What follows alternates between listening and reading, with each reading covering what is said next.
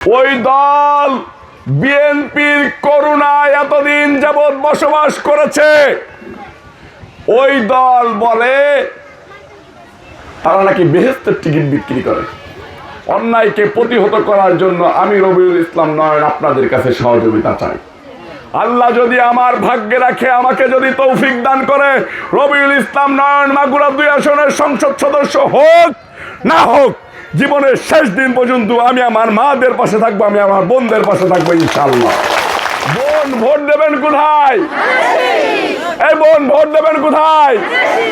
নয়ন ভাই যেরকম প্রত্যেকটা সেক্টরে যে প্রত্যেকের সুবিধা অসুবিধা দেখে, তাদের বিপদ উদ্ধার করে, আমাদের এই নয়ন ভাইকে পরিচিত করে প্রত্যেক মা বোনের ভিতরে ঢোকাতে না। আমরা এগুলো উন্নয়ন পরিচিত, আমাদের খালেদা জিয়াই তো করেছে, আমাদের জিয়া রহমান তো করেছে, আর মধ্যে করে এসে ওই নাস্তিক এসে আর কি আমাদের বিরাট করেছে।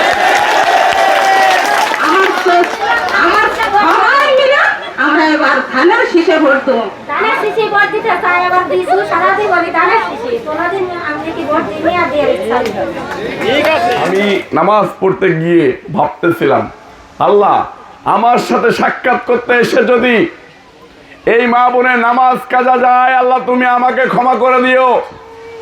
এক্সট্রিম মশার কয়েল প্ল্যান্ট ফাইবার দিয়ে তৈরি, তাই সহজে ভাঙে না, সুগন্ধিযুক্ত ও নিরবিচ্ছিন্নভাবে জ্বলে। ডেঙ্গু, চিকুনগুনিয়া বাহি সহ যে কোনো মশার বিরুদ্ধে দেয় এক্সট্রিম সুরক্ষা।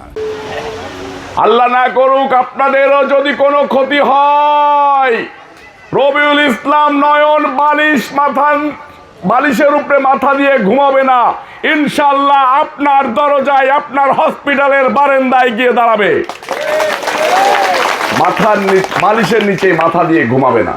জানেন, আপনারা আমার মা, আপনারা আমার বোন, আমি আপনাদের সন্তান, আমি আপনাদের ভাই।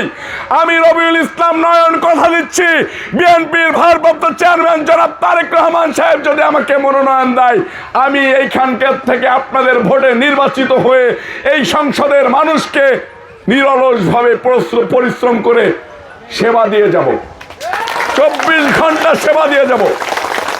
আল্লাহ যদি আমার ভাগ্যে রাখে, আমাকে যদি তৌফিক দান করে, রবিউল ইসলাম নয়ন মাগুরা 2 আসনের সংসদ সদস্য হোক না হোক, জীবনের শেষ দিন পর্যন্ত আমি আমার মাদের পাশে থাকবো, আমি আমার বোনদের পাশে থাকবো ইনশাআল্লাহ। আমার মারা বোনরা আমার পাশে থাকবে না? থাকবে। একটা দল দেখলাম আসতে সময় মিটিং হচ্ছে, দেখলাম বলতেছে সব দল দেখা শেষ, ওই দলের বাংলাদেশ। ওই দল বিএনপির করুণায় এতদিন যাবৎ বসবাস করেছে। ওই দল বলে তারা নাকি বেহেশতের টিকিট বিক্রি করে। আপনাদের কাছে কারো কাছে বেহেশতের টিকিট বিক্রি করতে গেছে? বেহেশত কি বিক্রি করা যায়? বেহেশত কিনা যায়? যায় না।